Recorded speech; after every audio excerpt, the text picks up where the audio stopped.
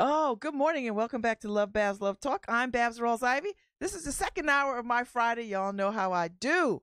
I was talking to Chef Arturo Franco Camacho of Shell and Bones and Geronimo the last hour, and he's just one of the best people to talk to. And right now, I have in studio the lovely and talented Ann Worcester, who is the tournament director of Connecticut Open and the chief marketing officer for Market New Haven. So we're going to talk about tennis, women's tennis, the excitement of women's tennis. Ann, I did not know that the Connecticut Open was the fourth most attended tennis thing in the world. It sure is. It sure is. Which is amazing. That massified stadium, it doesn't always look that way, but our attendance of more than 50,000 spectators from all over the country, all over the state and all over the country, is the fourth best attended women's only tournament in the world. Mm-hmm. So we're always trying to increase attendance and get more of the community to come out. Mm-hmm. But yeah, we're very proud of that statistic. Thanks for mentioning it. I was stunned by it. I was doing my homework. I was like, "Oh, that's interesting. I didn't know about that." So, you've been at this 20 years. Oh, yeah. Did you know it was going to be 20 years? Like when you said the day one you took this job, you're like, okay. Did you have other game plan? I have been in tennis for 35 years, Mm-hmm. and I had a very big job, basically running the Global Women's Tennis Association Tour, which is 55 tournaments in 35 countries all year long. Oh, God, girl. And that's exciting, though. It was a real honor at the age of 34 to be appointed CEO of the WTA. It was the first time a woman was appointed to a CEO position of any major sports organization. Wow. Can you imagine that? Yeah. It shouldn't have been, but it was. Uh-huh. And it was a tremendous honor, a tremendous challenge. It's the sport that never sleeps because it's so global. And I promised my husband that we would not put off having a family. Thinking, I'm going to be so stressed, it's going to be a while. And boom, right out of the box, I got pregnant. And so, here I am, this young woman, CEO, and I felt like I had to hide it, Mm-hmm. And then, I finally announced that I was pregnant, and there was some, eyebrows raised, especially from Europeans who are a little bit more conservative. Like, how can the CEO be pregnant? I'm like, well, that's discrimination in my country. So, so I had Tommy in 1995, June of 1995, and basically took him on the road with me whenever my husband would allow it. Had a fantastic Peruvian nanny who, went to Wimbledon with us and Miami and French Open, and we would have to go for the whole fortnight, for Mm-hmm. the whole 2 weeks. And round about 18 months, I was in Ottawa, Canada with our title sponsor, Corral, and he fell off a chair and he bit through his tongue. And Andrea called me, and I could just hear Tommy screaming in the background, "Mommy, mommy, mommy." And I could not get a flight out of Ottawa. I was stuck until the next day. And right then and there, I decided I would finish my contract, but I wouldn't renew it. And that's a parental nightmare. Well, that's a mommy nightmare because mothers are a different animal. Yeah. Dads, I'm not knocking dads, but mothers are just a different kind of animal. Yeah, that moment just it changed ate you. my heart, just tugged at my heartstrings. Yeah. And I knew I wanted to have another child, another baby. So when I became pregnant with my second, I announced, way ahead of time that I would not be renewing my contract and that I'd help with my successor. And so I knew I'd continue working somehow, some way, but it's something where it was much more consistent with my personal priorities of Mm-hmm. being a mom. And all of a sudden, we made it possible. I was leaving the WTA for women's tennis to come to New Haven. There was a sanction sitting off the calendar, and I sort of put people together, and the then chairman and CEO, Mike Davis, and Butch Buchholz said, would you come and help? And I said, for women's tennis, yes, I would, but I want it to be part-time. Somewhere I have an agreement, Babz, that says I work 25 hours a week. Isn't that funny? Somewhere. Yeah. And so they always respected that my kids came first. And so I basically got to raise my kids. Turns out my kids had hearing loss, so there was a lot of extra special education in addition to all the regular ed and all the regular parenting, while I got to be the tournament director and grow this brand new women's tournament since 1998. And there were a lot of days that I would drive up and down I-95 feeling like my hair was on fire. But I really feel blessed that I got to raise my kids with a flexible job, with a job where I could dictate the schedule.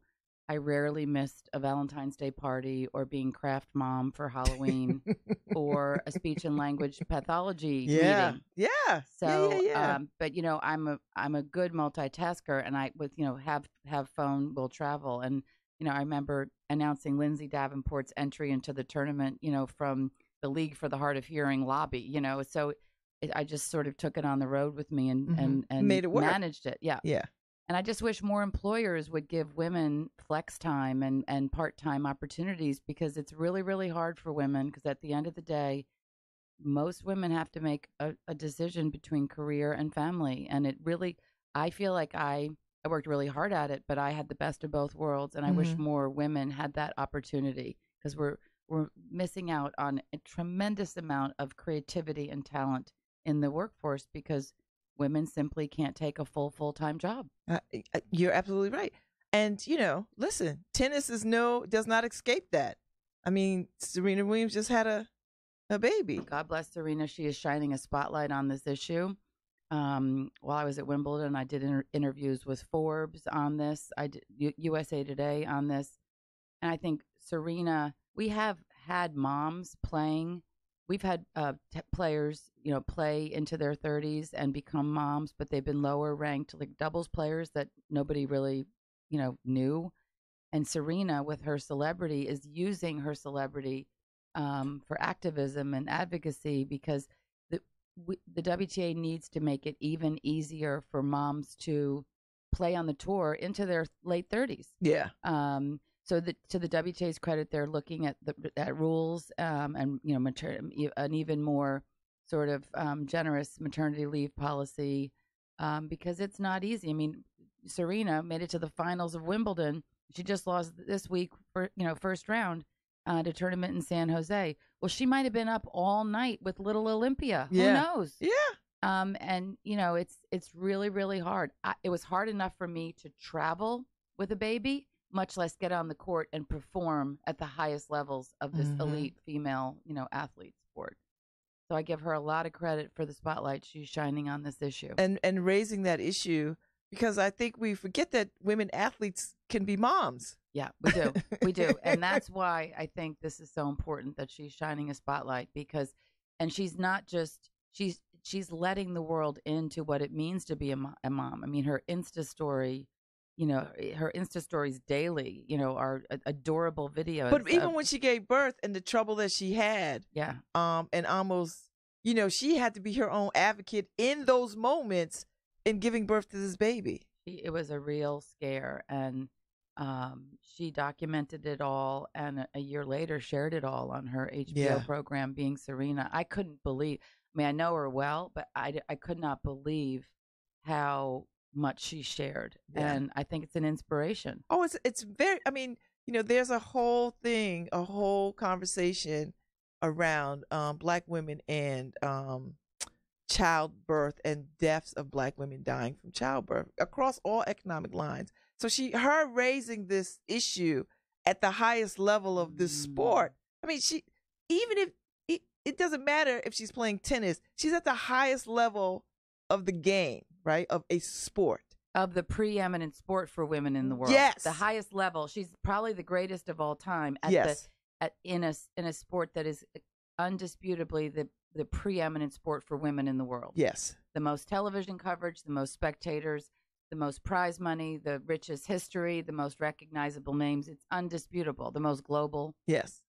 And here she is saying, this is what's happening to me. And I think it gives other women opportunity to sort of say, you know what, if she does this, if she can have a baby and still come back and get to like the Wimbledon final, to the final. Yeah, it didn't matter if she won or lost that match. Didn't. She won. We saw her. So and as gives other women opportunity. And as we saw this week, she can have a bad day. Yeah. You know, could have been as any we number all of do things, as mothers. As we all do. Oh yeah. As we all do as mothers, you know. Oh, yeah. So you're doing this tournament 20 years. This is my 21st, Babz. 21st year. And I got to tell you, I was thinking about this. I said, you know, you were one of the first people that said, let me connect inner city youth to this. Like, you were the first one. You said it before it was even popular to do. You said, we're going to go into the community. And then you brought professional tennis players and these children together consistently. Like, you didn't just like give it lip service and photo op. Like, you actually, like, these kids actually participate in a little clinic and all this other kind of stuff. And you had the best players in the world come and give their time. Now that has become the guideline for how people work with folks in this city. It's you should be very proud of that. You know, you're so nice to put it that way. I never really thought about it that way, but I grew up in a tennis family, and you know, middle class home, and my parents taught my friends and me on Saturday mornings, and I just know what the sport of tennis did for me. Mm-hmm. And I've watched what the sport of tennis has done for a lot of kids into building confidence and self-esteem. And so when I came to New Haven, I knew I'd done really cool things in tennis for 15 years. I didn't want to just be the tournament director of a tennis tournament. I wanted to be the tournament director of a tennis tournament that leveraged live world-class women's tennis to change the world and to benefit community, especially around inner city youth who might never, ever, ever have access to tennis. And I had alders 20 years ago telling me I was crazy, that tennis had no place in the inner city. And I said, well, thank you very much. I'm going to prove you wrong. Mm-hmm. And, one by one, an annual free lesson in May where we have 400 third graders come out and we introduce them to tennis, and I bring in a pro, and I really, really try to bring in a pro of color, because there's all kinds of research that shows that kids are going to identify better with somebody that looks like them. So we've always, for almost 20 years straight, we've had this free lesson, bring in a pro. It's this wonderful, very fan-friendly clinic for, the whole morning. And it's not just a flash in the pan, PR day. It's a part of a strategy, and we're getting them excited so that they want to go home and sign up for very affordable summer Parks and Rec tennis programs. So it's and the Parks and Rec program is well attended. It's full, and there's a wait list. Mm-hmm. So and I'll never forget George Perez, the then president of the Board of Aldermen, who told me that women's tennis had no place in the inner city, called me one day, it was like May 10th, and he said, Ann, this is George Perez. I have no idea what you people did yesterday, but my daughter Lynette was one of the kids in that free lesson, and she came home and she wants to take tennis lessons. She wants me to get her a tennis racket. She wants to go to the Pilot Pen. Can you please help me? And that was the change in our relationship with the Board of Alders, because all of a sudden they realized we weren't here just to make money, And yes. so, not that that's been easy for 20 years. So, between that and, a very popular Latino Day that we started together with, when Migdalia Castro challenged me in a Board of Aldermen meeting about something else. She told me I was favoring the African Americans, and what was I going to do for the Latinos? And I thought, well, that sounds like her, because I served on the Board of Alders at that time. I do. So this was in 2004 when I had to beg the Board of Alders to let me close down the street so that a little known player named Maria Sharapova could come and do a street clinic. And then she stunned the world with our summer campers. Mm-hmm. And then she stunned the world and won Wimbledon. And she came to New Haven, and it was probably 100 million impressions for the city of New Haven because it became a global media day. So whether it's, street clinics or this free lesson in May or during the tournament Latino Day, which has really helped to increase the percentage of Latino youth in our programs, all that we started from the get-go. And it was just something that was like the right thing to do. Nobody ever asked us to do it. Nobody told us to do it. It was just the right thing to do. And Butch Buchholz and Mike totally respected that was important to me. Mm-hmm. And then the USTA gave us a grant in 2004 to make Parks and Rec programs more like country clubs, like formalizing lessons and paying for pros and paying for equipment. And that was the beginning of New Haven youth tennis. Yes, my kid came through New Haven. Did it? Oh, really? My oldest daughter, who was 21 now, I love it. Came through that with system. John Pertel in the early days. And so we had programs all over the all year round, and we had programs all over the city. And then we added an educational component. And then the USTA said, you'll get more funding if you incorporate. So we incorporated. And then we partnered with Yale Athletics, Alex Dorado, who also had a very successful tennis education and mentoring program. Mm-hmm. So we joined forces, and Alex and I created the board, 2007. And we had, to this day, so it's a separate 501c3. It's New Haven Youth Tennis and Education, but we renamed it by the acronym New Heights. Using tennis and education to help kids reach new heights. I like that. Yeah. And I just got off the phone with him, this morning talking about how the kids are integrated into the tournament in 2 weeks' time. So we created this board, which is wonderful, hired an executive director, Christian McNamara, and now we have a fantastic new executive director. She's about 2 years old. Her name is Mabi Sanchez, and she's so passionate about the kids, and she's really professionalized the programs.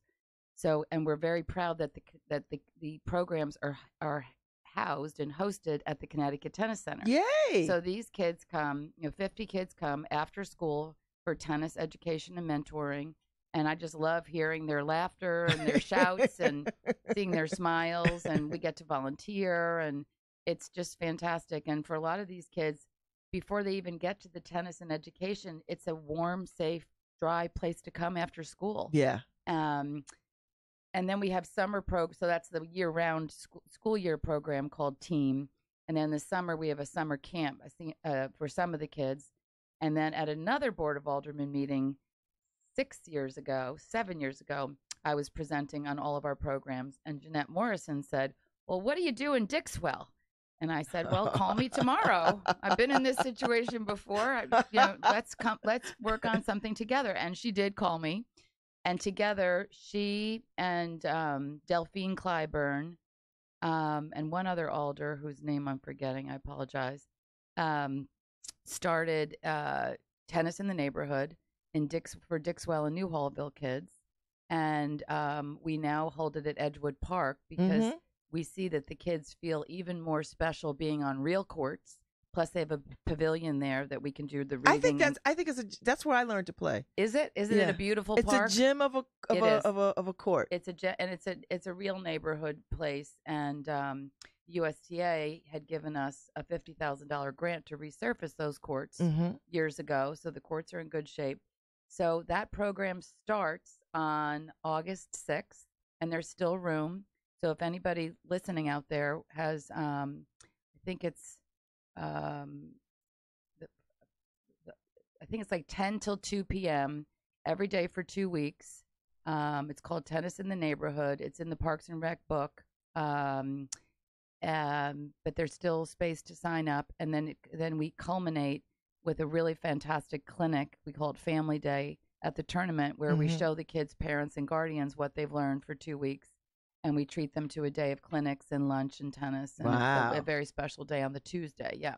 So you've built a lot of things around. It is not just a tournament. It is a full experience. We Was just that intentional? we yes, we knew that, you know, over the past 20 years, we've seen so much competition in the sports and entertainment marketplace, Mm-hmm. other forms, other sports, other entertainment, but mostly avenues to enjoy those choices. I mean, right now, our biggest competitor is, the mobile phone. I mean, somebody can sit home or sit in a coffee shop and, stream TV shows, movies. They can, Insta story, Snapchat, Facebook, tweet. Nobody, so any live sports or entertainment event needs to work really, really hard to make sure that the on-site experience is far superior Mm-hmm. to staying at home and missing out. You have to create some FOMO. So we've always wanted it to be more than just tennis, and very much, and when when the state bought the tournament 4 years ago, we became a bona fide 501c3 charitable organization. And it was very, giving back was already in our DNA. And so, the difference is now that, it might be easier to do some fundraising. So our mission is really just summarizes the last 20 years. And that is that to leverage live world-class women's tennis to give back to community through economic impact and job creation, and to support important causes, especially youth, women, and military. And so when we think about, should we spend our time on this? Should we spend our money on that? That mission is on everybody's bulletin board in every room. That's our litmus test. And we are very proud of what we do around breast cancer fundraising. We're a women's professional tennis tournament. I mean, y'all raise a lot of money. We sure do. I mean, you have raised a lot of money. We've raised more than $125,000 for cutting edge breast cancer research right here at Smilo. Mm-hmm. This is happening, cutting edge research, and that 100% of our funds goes directly to grantees searching for a cure for breast cancer. There's no administrative overhead. That's covered by others. It's called the Lionheart Fund at Smilo Breast Center.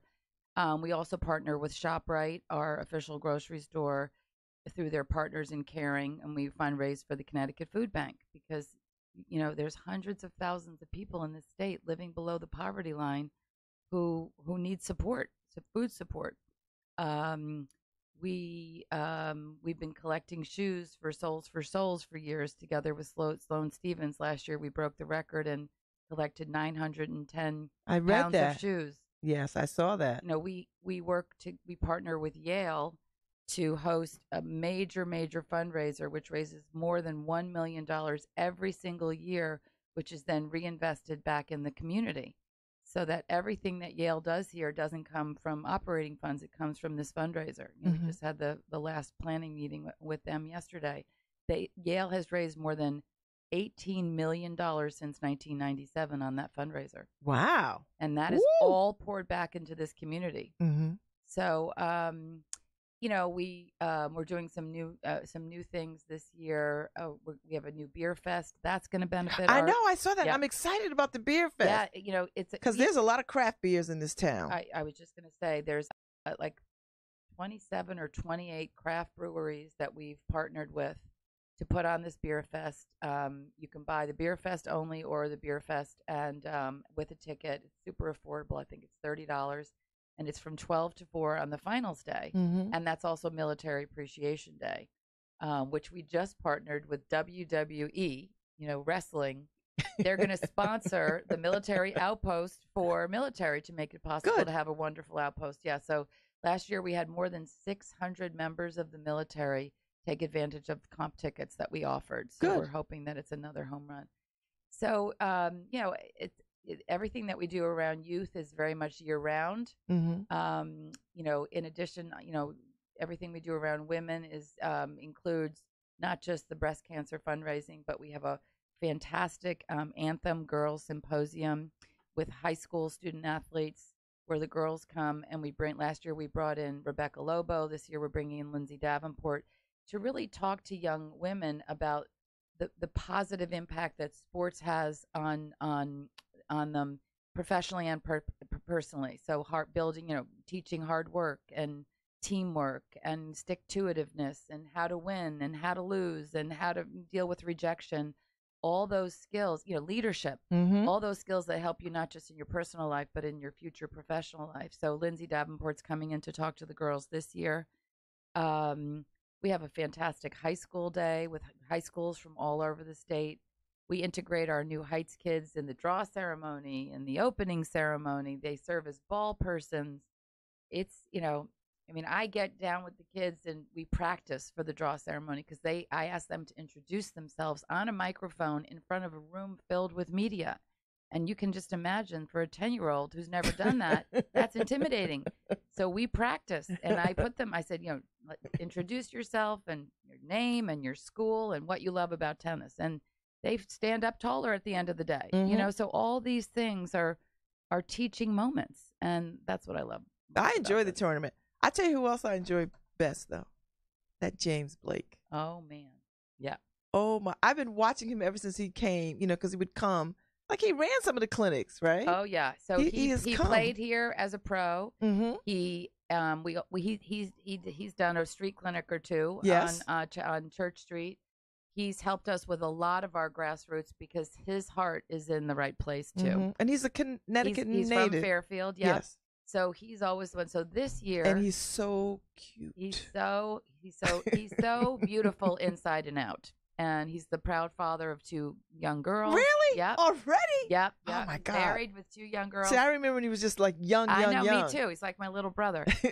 And so this year, James will not only anchor our Men's Legends event on Thursday and Friday. Which is fun. Yeah. Because I saw it last year. Yeah, it's really fun. It was so much fun. And everyone who's sad that we had to sell the men's event off because it was the financial model the week before the U.S. Open just didn't work, loves the Men's Legends. So we get a lot of new fans in. So this year on Thursday night, if a fan can get an evening ticket and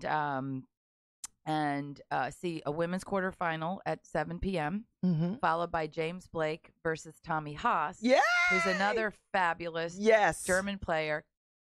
Just come off the ATP tour. This is the battle of the hotties. Yes, there's a lot of beauty this year. Yes. Inside and out. So, and James, when he had that amazing run in 2005 and upset 6 higher ranked players to win the first combined event, remember that? Mm-hmm. Well, one of those players was Tommy Haas, so he's coming back for revenge.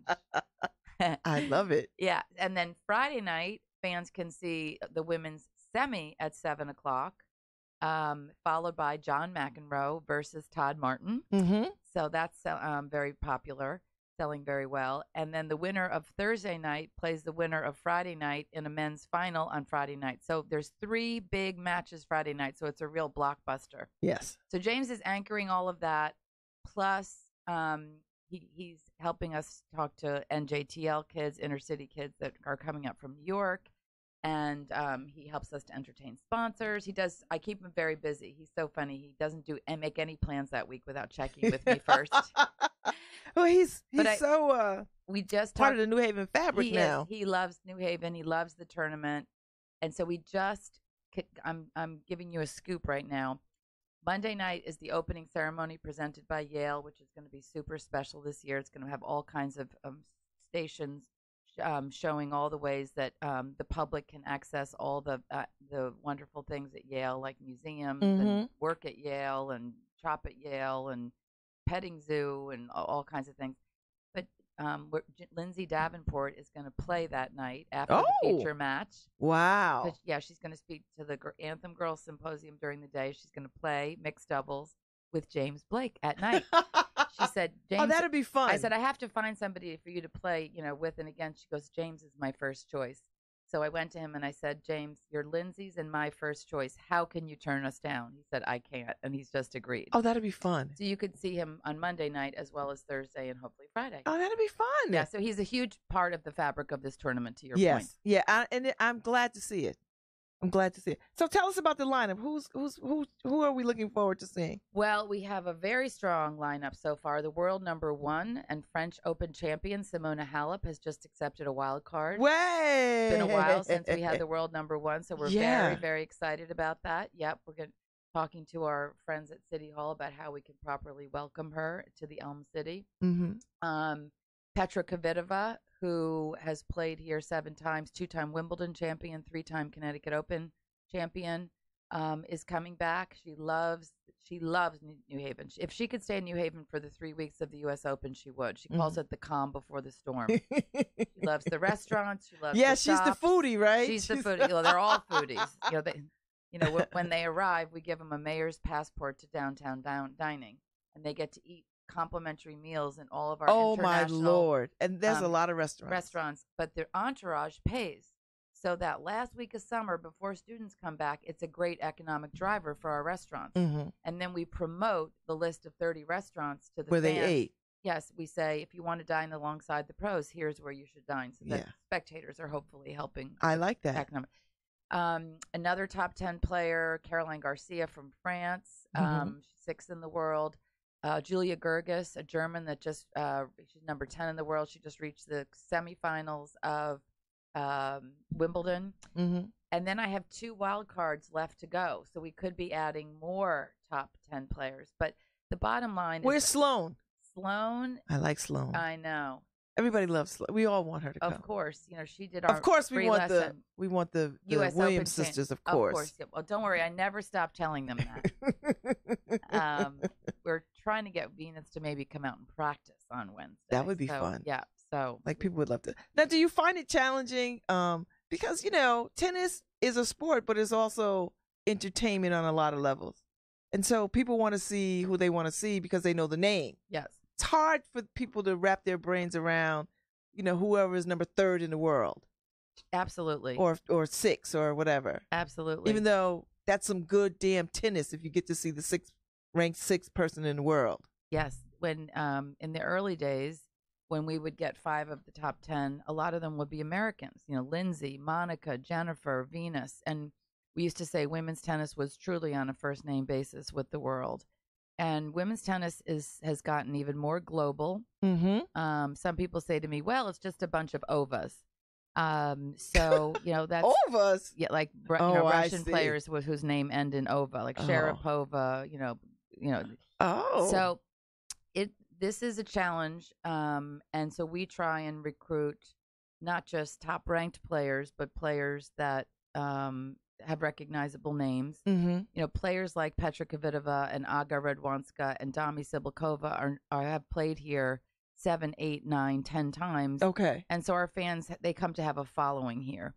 Anybody that knows tennis, would look at our field and say, oh, it's incredibly strong. It is. And that's why it was nice to have the French Open champion, because Simona Halep reached 3 Grand Slam finals over the past 2 years and did not capture the title. So she sort of had this monkey on her back. And finally, at the French Open, she won the French Open and she got that Grand Slam title for the first time in her life. And that was a human interest story. It wasn't just a sports story. So when I got the call 2 weeks ago from her coach, Darren Cahill, that she wanted to possibly play here, I was just thrilled. And I knew that, it's made a big, it's really moved the needle on our ticket sales. We did a flash sale around her entry and it did very well. Mm-hmm. And, we're thrilled that she's coming. And I do kind of have a feeling that our remaining wild cards will probably go to more top players. So the field will only get stronger.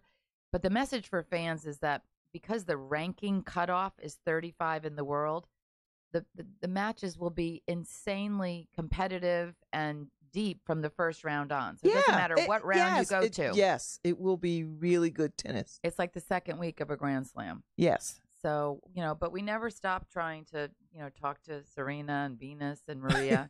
But these days, those top players have a ton of commercial endorsements and commercial activities that they get done that week on Madison Avenue. So that's kind of one of our challenges. And that is a big reason why the tournament is so much more than just tennis. In addition to all the community programs we've been talking about, we basically wrap the live tennis with a festival of fun and exciting You events. do. So there's, live music every night. Mm-hmm. There's food trucks with, everything that you could ever want, A to Z. Oh, There's my God. Porsche car displays all over the site. And I had no idea how many people were crazy passionate about Porsche until now.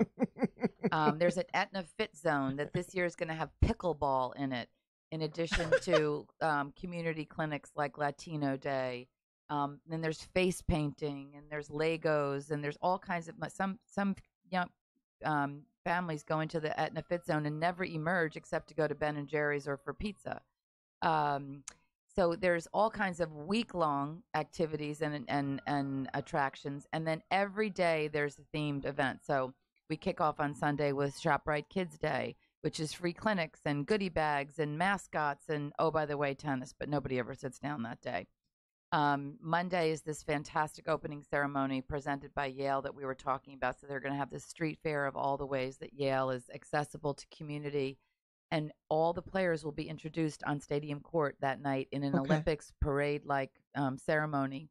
And then Lindsay and James will play mixed doubles, so it's going to be really fun. There'll be Yale a cappella groups, Handsome Dan, Bula, a lot of really fun bells and whistles.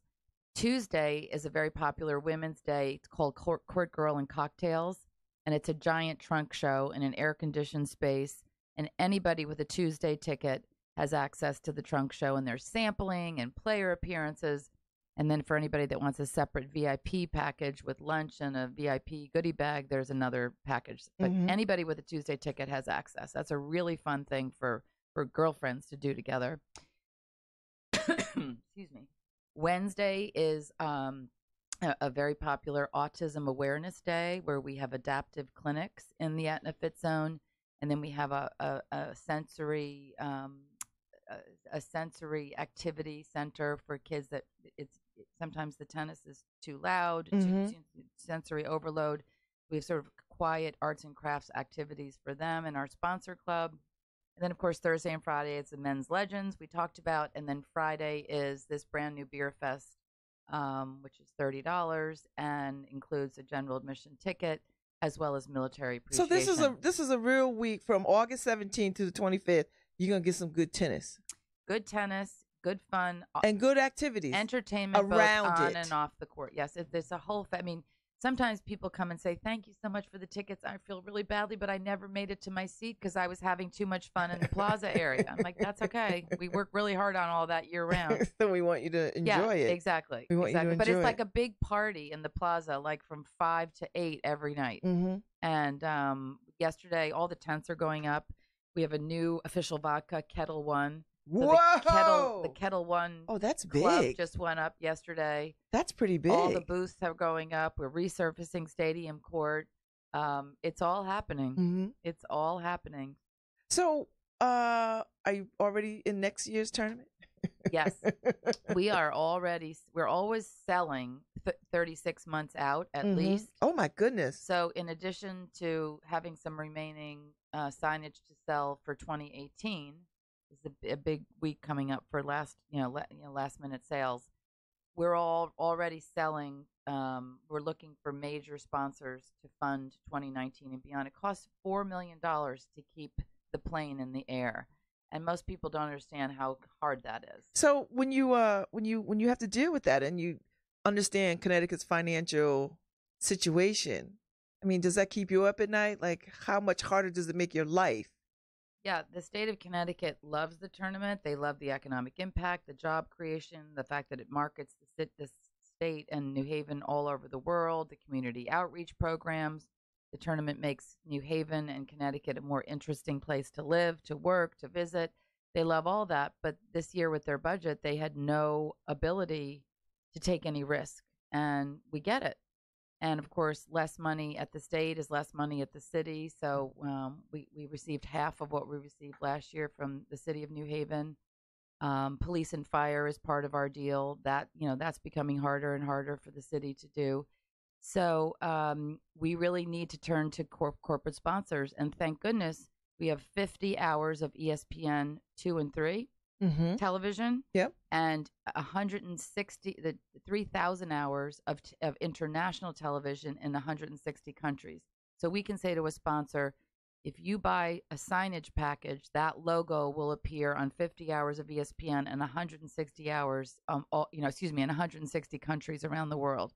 And that's how we sell almost $3 million of sponsorship every year. Mm-hmm. But some of them are multiple year deals. Some of them are annual deals. It's really hard out there, again, because there's so many other sponsorship opportunities in the sports and entertainment marketplace. So we have to differentiate ourselves. And one of the ways we do is how much we give back to community. A lot of corporations really like that. Like ShopRite likes to partner with us on the Connecticut Food Bank. Hearst Media Group is partnering with us on their new sponsor on our breast cancer. Stewart's restaurant, brand new sponsor, silver level sponsor, supporting our breast cancer fundraising was very important to them. So we're trying to partner more and more with our sponsors to do more good for the community. But again, that doesn't keep the lights on. Mm-hmm. We do that because it's our mission, it's our reason for being, it's in our DNA, but we still have to pay the bills. And there's only really 3 major revenue streams, and it's sponsorship, tickets to a much lesser extent because we have to keep our tickets so affordable, and then international television rights bring us a little bit of revenue. But Mm-hmm. like merchandise is really just a fan-friendly, amenity, and the food service. We don't really make anything on those. It's just what you have to provide for fans at a live, international sporting event. Mm-hmm. So sponsorship really drives the train, and that's why it's so important for us to be thinking 36 months out. Yes. And Wow. yes, it does keep me up at night, It's a lot. especially this past winter when we had to replace United Technologies. And thank God, Avangrid, I saw that. the owners who bought United Illuminating, stepped up to be a new cornerstone sponsor, which we're so grateful for. And they're owned by a global Spanish company called Iberdrola. Spain loves tennis. So we're very So this grateful fits to them. This suits it them. does. And nobody knows what an Avangrid is yet, and they do business in 22 What states. are So they? What do they do? it's all energy. Oh, And okay. so they're not just the energy providers like United Illuminating. They also have a very strong renewables business in 22 states across the country. So they appreciate the branding. They have 1,000 employees, 10 minutes from the tennis center. So this Really? is an employee appreciation program for them. Oh, so this is really good. And they're trying to get the word out that they care about community. Mm-hmm. So thanks to Avangrid for stepping up. And then Hearst Media Group Connecticut stepped in for the first time, because especially after they bought the New Haven Register, they became even more centered on this market. So now they have New Haven Register, Connecticut Post, Stamford Advocate, Greenwich Time, the Danbury. So they've not only given us funding, but a tremendous amount of advertising, which is, I think, really helping our strong ticket sales this year. Okay. So where do you hope to see this tournament go? Is that 21 years? Where do you see it? Do you see it? Tennis is here to stay. The tournament gives so much back to the New Haven community, the New Haven region, and the state of Connecticut. I hope it's here to stay. It's not easy to fly the airplane because of the costs. One of our challenges is that the tennis center is so massified, and it was built too big for tennis way back when. And it was built without sponsor hospitality, without any kind of catering or kitchens, without an elevator, without a video board. So we have to spend upwards of $500,000 a year just on that temporary infrastructure. And that's always been a very big challenge. So if you had your opportunity to do it again, you'd build something else. I would chop off the middle tier and the upper tier and have just built the lower. The lower bowl is perfect. It's 5,500 seats. It's intimate. That's all we sell now. The upper, the middle tier and the upper tier sit empty. Well, the good news is we've just invested in solar panels on the upper tier, so we're actually using the space for to be green and environmentally friendly. So those were just installed in June, and we're just beginning to see savings, energy savings from the solar panels. So we're very excited about that. Yeah, we worked with the state of Connecticut and a solar company to make that happen. That's a good use of yes. That's a good use of space. We're getting and there. Yep. Effort. Yep. So I would if I could whack off the upper tiers, I would. But we do very well with filling the lower bowl. It's about 5,500, and we get anywhere from 4,500 to 5,000 at least Monday night, Thursday night, and Friday night, and the finals.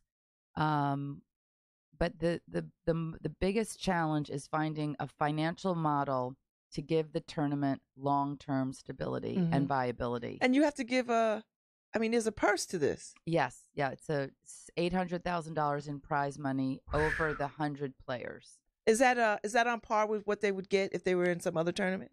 So in the world of tennis, there's levels. So there's the major leagues, which are the premier levels. And then there's the minor leagues, which is called the international. The international level is $250,000. And the premier goes from, $5 million at the top to the lowest level of premier, which is New Haven at $800,000. So we're at WTA 700. It's called, even though our prize money is 800. So yeah, I'd love to. And that's part of a formula for finding a viable financial model, so that we're not contingent on one title sponsor, like in the Pilot Pen days. This cornerstone model makes a lot more sense because you're not putting all your eggs in one basket. But we need cornerstones for multiple year deals so that we can shore up, at least 3 to 5 years down the road, and we're not constantly, in fire drill mode to pay for the next tournament. But that's a result of the extraordinary expenses of the Connecticut Tennis Center, the state of women's tennis, and the competition in the sports and entertainment marketplace. So we've done the best we've been able to, and we've been able to put on a great show. But if we could get some more corporate funding to really shore up the not just the stability but the viability for over the next 3 to 5 years, that would really be important for keeping the tournament here. So are you still excited about this? Do you still have fire in your belly for this work? Well, I don't think I'd be here if I didn't, and I certainly wouldn't. Because you are the face of this now, right? Like, you are institutionalized. You are synonymous with this. Like, if we see in Worcester, we think Connecticut Open. Honest to God. Well, I'm very proud of how much the tournament. There's a huge special section, 11-page special section in Connecticut Magazine. And there's the lead article is Labor of Love. And it's all about the tournament's love and my love for our host city. And whether we're promoting restaurants, staffing Market New Haven year round, generating marketing and media impressions for the city, generating economic impact, 330 part-time jobs. It's all about really giving back to community, and we hope it's here for another 21 years. I hope so too. So thank you. I definitely will see you at the mayor's luncheon. Oh, the women's luncheon. The women's, which is one of my favorite things. Been sold out for 6 months. Oh, I know. Yeah, it's one of my favorite things. And the funny thing is, the player that we bring in usually wins the tournament. So I think y'all are good luck charms. I think you're right. Yeah, that's how I got Daria Gavrilova in last year, and she's won our tournament. Yes. Best final of the year, ESPN said. It's one of my favorite events, and that's how I know it's summer, when I get to kick off and go see some tennis. I love it. So, well, we welcome you and all your listeners. The website is ctopen.org if anybody wants to check out any of the events we've been talking about. Yes. And there's all kinds of great ticket deals too. There are, and here's the big flyer. And it's all over the place. And you can see a full page ad in the Inner City newspaper. There's a full page ad because we are media sponsors. Great. And so we have been with y'all since the very beginning. Thank you very much. So it's been for all the support and all the love. It's been wonderful. So thank you, Ann. I'm glad I got a chance to talk to you. Babz. And thank you, Patty Russo, because if you're out there listening, Patty Russo is my good friend. I know she's your BFF. She's my BFF. And Love she's you. probably one of the most glamorous women I know. She's on an airplane to Indiana to go teach women how to run for public Yes, office. So go, and Patty. it is. And she has been on my show, and I love her, and she makes me a better person. She makes us all She makes us all better people, women. Better women, better people, and she also is doing something to change the world, to make it a better place and make it more one woman equitable at a time for women. Yes. So I really admire her so greatly. Me too. So very nice to see you. Amen. All Thank right. you for having me. I'm out of here. Next up is Pundits. I've got to go. I won't be on Pundits this week, but I'll be back on Monday for Motown. Thank y'all for listening in to Lovebabz Love Talk on 103.5 WNHH. Live streaming on the New Haven Independent, Facebook, Twitter, and Twitch. I'll see y'all. Have a great weekend. Okay, Harry, play us out.